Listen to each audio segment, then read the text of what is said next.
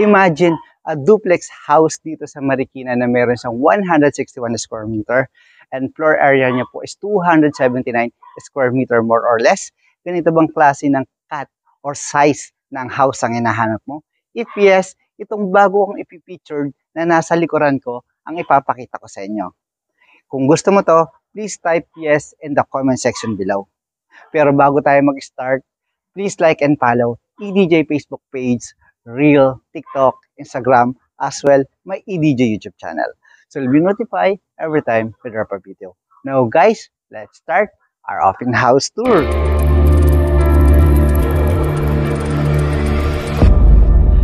Magsimula tayo ng open house tour natin dito sa street level ng house and lot. As you can see guys, ito yung ating bagong ipipicture na duplex house.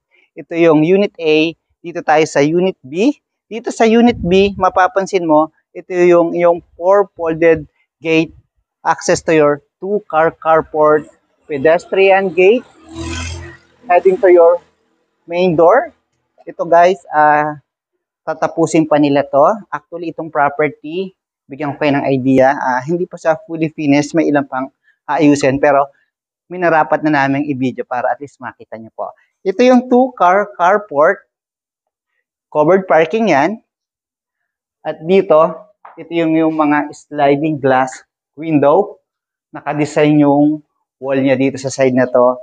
At ito yung inyong huge main door. Tara, pasukin natin yung loob. Wow, ang laki ng door niya, no? Pagpasok mo dito, unang napansin ko, ang lawak. Yan, no? Ito yung living area, guys. Yan, excuse me lang po, ito pa po yung mga gamit nila dun sa bowl, sa CR, yung iba pang mga lighting na gagamitin. Na dito pa po. Yan, guys. Ito yung sliding glass window. Kita mo dito yung 2-car carport. Dito yung living area mo. Ang lapad niya, no? Tapos yung ginamit na tiles dito, guys, 60 by 120 tiles. Ang color niya, white, combination of gray, and then may touch siya ng gold. Dito sa side na to, ito yung powder area. Open natin. Or yung switch niya, hindi pa nakalagay. Yan, under the staircase po yan. Itong property, nasa 1.8 kilometers lang po ito from Marikina Valley, mula dito. Tapos, yung SM City, Masinag, nasa 3.1 kilometer lang po. Ang lapit, no? And then, pag pupunta naman po kayo ng Ateneo, more or less, nasa 6.5 kilometers lang po yung layo niya. Mga 22 minutes drive. Ayun po sa Google. Ayan po. Siyempre, may traffic. Yan guys, ito naman, yung inyong dining area. Actually, pwede kang maglagay ng round table kasi malapad siya, saka malawak. Pero, mas maganda na rin yung rectangular. It's good for 8 or 10. It's up to you. Tapos, maglagay ka na lang dito ng modern light. Next natin, right on the center, dito yung staircase going up to 2nd floor na mamaya natin titingnan. Pero unahin po muna natin o next natin itong kitchen. Ito, maglalagay pa lang sila dito ng countertop. Ito yung inyong magiging island kitchen countertop itong side na to. At ito yung upper cabinet. Dito, maglalagay sila ng cooktop. Yan. Tapos ito yung mga cabinet. Yan. So, close naman siya. Tapos dito yung inyong faucet kasi na dito siya, yung side na to. Ito yung inyong magiging sink. Yan guys. Next natin, pero bago tayo pumunta dun sa side na to, ngayon, ito, may mga pantry side siya dito sa area na yan. Next natin, itong side na to guys, na dito yung breaker, pwede mo itong maging storage area. Dito yung mga breaker niya. And next natin, dito naman yung pantry. Yan, may mga open shelf ka dito for your pantry. Itong side na to. Yan, hindi pa naka-open yung sa ilaw nila eh. Next natin, itong door na to, solid door yung ginamit nila dito. Secondary door. Papunta to dito sa inyong utility area. Imagine mo, meron kang ganito kalapad and kalawak na utility area. Ang gandang kumilas. Parang ito yung everyday kitchen mo. Dito sa side nito yung laundry area. Naka-open ito para nagsisirculate yung hangin, pero in the future, pwede mo naman lagyan niya ng canopy for protection mo sa init saka sa ulan. Next natin, nasa harapan ko na, ito naman yung inyong maid's room. Kung dalawa yung maid mo, pwede kang maglagay ng double deck. Ang ganda nung tiles niya. Naka-wood tiles design siya.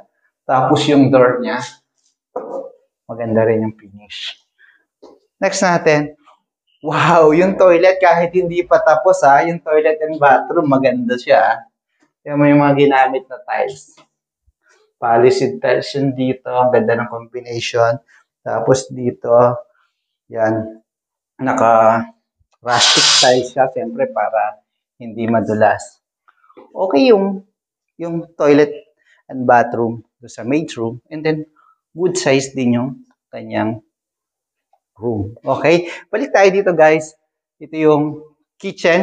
Na-imagine ko na itong kitchen na kahit hindi pa siya tapos, nagagandahan ako dito. Dito sa area na to. Tapos yung living area mo, or yung dining malapad, and then living area. Yan, guys. Tapos na tayo dito sa ground floor. Nakita na natin yung exterior and interior dito sa baba. Ngayon, ito yung second floor. Punta tayo sa taas at tingnan naman natin yung 3 bedrooms with own toilet and bathroom, saka meron doon magugol kayo. Family area. Ang lapad niya. Tara.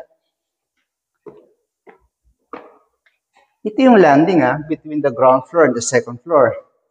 Naka-tempered glass. Yung steps mo is naka-hardwood. Kapal niya Tapos malapad siya. Yung steps mo, hindi ka maso-short ng hakbang at hindi masakit kumakbang kasi naka-senyorita steps lang po siya. Yan, guys, welcome to second floor ng house and lot. Ito yung sinasabi ko sa inyo. Anong gagawin mo pag meron kang gantong kalapad at kalawak na family area dito sa second floor? Type naman po natin sa comment box section ng video na to para makita natin kung ano po yung inyong mga reaction. Thank you po. At ngayon, next natin, yung bedroom 1, dito po, sa second bedroom. Itong side na to, ito yung facing ng utility area. Yan, good size, yung bedroom 1 na unang tinignan natin. High ceiling, may mga modern light or LED light siya dyan. Kulang mo na lang dito sa center is modern light. Yan, guys, pwedeng dito yung bed, or pwede rin dito sa side na to. Malamang dito kasi nandun yung ibang mga outlet niya para dito yung sa shelving mo, o shelving TV at cabinet mo dun sa baba. At next natin, siyempre may sarili itong toilet and bathroom. Wow! Ang ganda Ang ganda nung shower niya. Nagagamit ko lang to pag nasa hotel ako. Pag nakapagpagawa na ako ng mansion, ganito rin lalagay ko dun sa toilet ko. Tatawa-tawa ka niya. Yan, guys. Both side, naka-tile siya, floor to ceiling. Tapos ang maganda doon, may LED light siya sa gilid. May modern light ka or LED light din dito. Yun, ito yung lagayan mo ng shampoo sa sabon. May design ka na. Yung tiles na ginamit dito, kung di ako nagkakamali, 20 by 120 yung tiles na rustic tiles, wood design. Tapos yung sink mo, ganda Wala pa dito nakalagay na faucet Ganda na. Maganda. Actually, yung mga materials na ginamit, maganda. Tapos solid wood, secondary door. Imagine yun. Next natin, siyempre, yung bedroom 2. Sa bedroom 2, naka-open ba? Yan! Magkaiba siya ng shower doon. Malaki yung shower niya. Dito, yung rain shower lang. Okay? Pero yung tiles na ginamit, parehas. Okay? Floor to ceiling, maganda yung pagkaka-finish. Yung sa tiles sa baba, parehas din. Yung toilet, HCG yung ginamit. Dito wala pa lang siyang sink. Yung nasa babang nakita natin sa living area. Posibleng dito gagamitin yun. Yung bedroom doon sa bedroom 1, saka dito sa bedroom 2, almost identical yung design niya. At yung size niya, Parehas, no? Hindi nagkakalayo. Ngayon, next natin yung master bedroom. Pero pag mula dito hanggang sa master bedroom, parang nakakapagod maglakad, no? Tingnan mo. Ang, hello. Ang lapad niya. Saka ang lawak. Yan. Next natin, itong master bedroom. Siyempre sa master bedroom, facing the street ng house. At dito sa side na to, may balcony ka dyan. Pero mamaya natin ikutin yung balcony. O puntahan, ikutin muna natin to. Yan. Ito yung magiging design mo or provision mo for king size of bed. Yung tiles na ginamit, wood tiles design. Ikot ka sa side na to para makita naman nila yung dito sa side na to. Yan. Yan, ganyan siya kalapad, tsaka kalawak. High ceiling siya. May mga LED light. Open natin, baka may ilaw na. Ayan, meron na siya. Gumagana na. Yung isa lang doon. Tapos dito, pwede ka maglagay ng modern light sa taas na yan. Yung ginamit dito, solid wood din. Kahit sa secondary door niya, solid door or hardwood yung ginamit niya, guys. Ito yung magiging walk-in closet mo. Yan. Next natin, itong toilet and bathroom. Yan, maganda rin yung design ng door niya. Dun sa mga ibang toilet, parehas ng tiles na ginamit. Tapos, yan, mas malaki lang tong shower na to. Cooler yung brand. HTG. Tapos, ilalagay pa lang nila dito yung lavatory o yung sink. Yan. Tapos na tayo dito, nakita na natin. Next natin, ano kaya itong isang section na to? Yan. Pwede itong maging mini office area mo dito sa side na to. Or depende sa'yo, pwede mo rin lagayan ng another storage mo para sa mga shoes or bags, mga collection mo dito sa area na to. At ito, kala ko parang main door yung parang yung pinto niya, pang main door yung laki na. Pero papunta to sa balcony mo. Yan guys, ito yung balcony. Dito sa balcony, naka-stainless ka, naka-tempered glass ka, 3 panel dito sa side na to. Tapos magandang klase din ng yung mga ginamit dito, ng mga frame.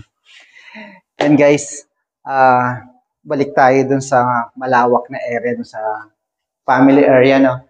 Tapos doon tayo mag-recap.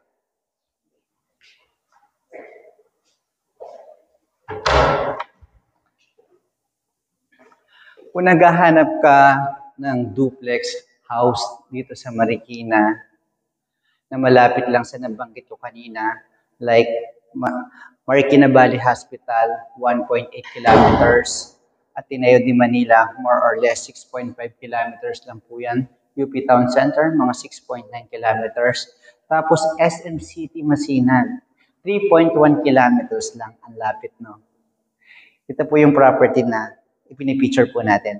Ang lot area po nito, more or less, 161 square meter. Ang floor area, 279 square meter, more or less. Yan. If interested po kayo sa bagong pinicture na property, pwede niyo po akong tawagan sa number na ito para makapag-schedule tayo ng site viewing o site tripping para makita niyo po ang personal. And please don't forget to like, subscribe, and hit the bell button for notification para lagi po kayong updated sa mga bagong pinicture na property dito po sa Metro Manila and Rizal area. Again, this is Delbert Halos, helping you find the home that's meant for you.